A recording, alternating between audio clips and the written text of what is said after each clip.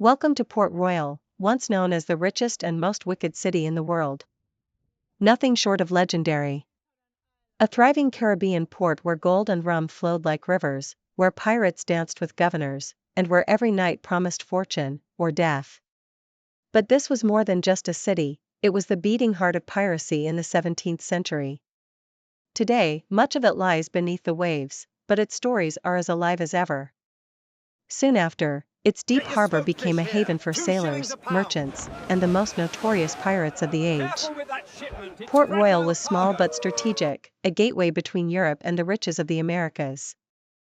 And it quickly transformed from sleepy outpost into a vibrant, lawless boomtown. Here, in Port Royal's taverns and wharves, pirates weren't criminals on the fringe, they were residents. Men like Henry Morgan, whose name still echoes through history. These were not romantic figures from fairy tales. They were cunning navigators, fierce fighters, and shrewd negotiators, a force that reshaped trade and terrorized the seas. But Port Royal was unique. It wasn't just a place pirates visited, it was their home. The heartbeat of Port Royal was its taverns, buzzing social hubs where deals were made and debts were collected with the swing of a cutlass. Rum was king. Merchants traded goods and secrets. Sailors boasted of conquests. And every night brought a new story. These taverns blurred the line between business and pleasure, where sometimes the only thing more dangerous than the sea was the company you kept. Men gathered here not just to sip rum, but to carve out their identities, to belong to a brotherhood, if only for a night. They toasted victories and drowned their losses. Fought bar brawls that made mourning regrettable. And sometimes, in fits of drunken courage, declared plans that changed history.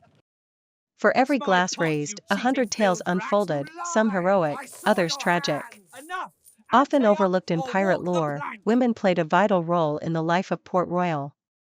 Some were tavern keepers. Others entertainers, merchants, or partners in business.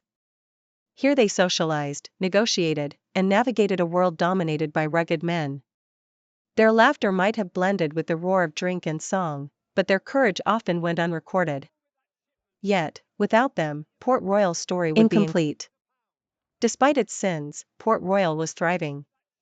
Gold and silver from plundered Spanish galleons passed through its merchants.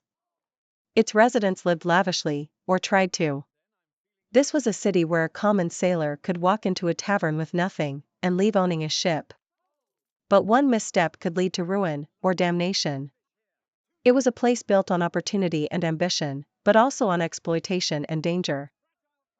Then, in 1692, the unthinkable happened. A massive earthquake shattered Port Royal. Buildings collapsed. The earth swallowed streets. In moments, the glittering jewel became a graveyard beneath the sea. Hundreds perished. Others survived in shock and disbelief.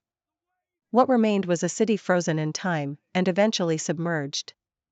Today, Port Royal's legacy lives both above and below the waves.